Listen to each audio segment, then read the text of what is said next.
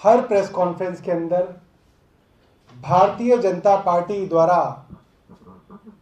15 साल से चलाई जा रही दिल्ली नगर निगम की अलग अलग भ्रष्टाचारों की गाथा आपको हर प्रेस वार्ता में बताते हैं।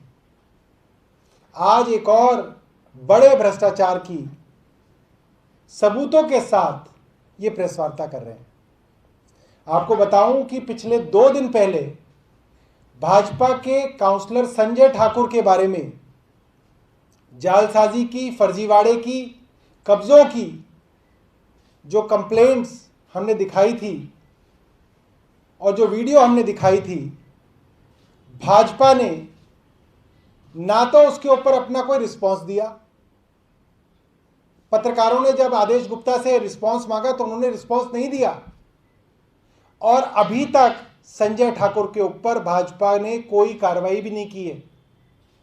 वो अभी भी भाजपा के पार्षद हैं, अभी भी भाजपा के सदस्य हैं।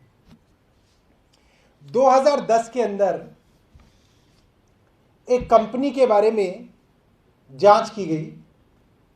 प्राइवेट सिक्योरिटी गार्ड्स की एक कंपनी थी जिसके पास करोड़ों के ठेके दिल्ली नगर निगम के थे और उस जांच में पता चला कि ये कंपनी सरकार से तो पूरे पैसे लेती है मगर आगे सुरक्षा कर्मियों को पैसे नहीं देती है।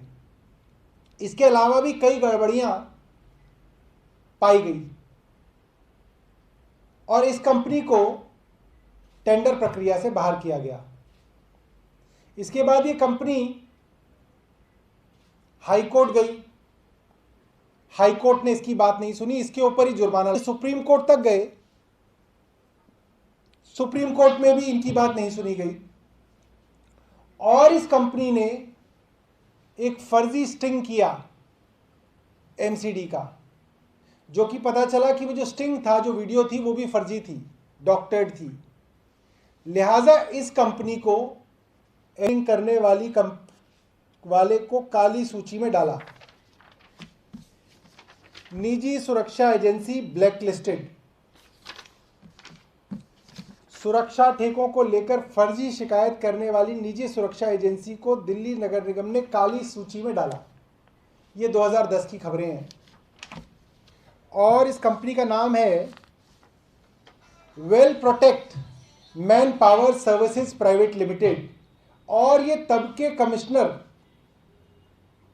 के अंदर जो आते हैं, डायरेक्टर ऑफ विजिलेंस की ऑर्डर की कॉपी मैं आपको दिखा रहा हूं। मोस्ट इंपॉर्टेंट, मोस्ट अर्जेंट 9/7/2010 का ये ऑर्डर है जिसके अंदर बताया जाता है commissioner MCD vide letter so and so forwarded a audio CD along with the transcript to the Vigilance Department for investigation. After the investigation report was placed before the Commissioner MCD.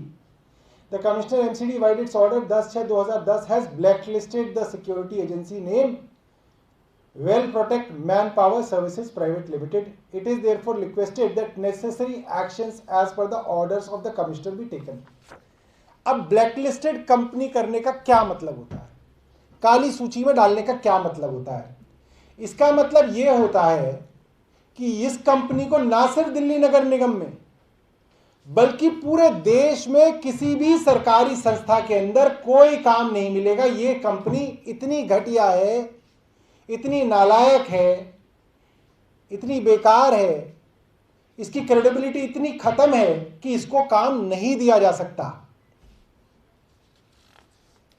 सरकारी ठेकेदार पूरी नहीं दे रहा था पगार, इस कारण जो है इनके ऊपर कार्रवाई हुई थी।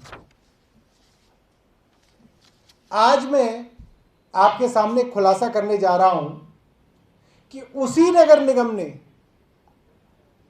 ईस्ट दिल्ली म्युनिसिपल कॉरपोरेशन ने मार्च में इसी कंपनी को करोड़ों रुपए का ठेका दे दिया है। इनको 28,279 रुपए पर person per month for 240 security guards.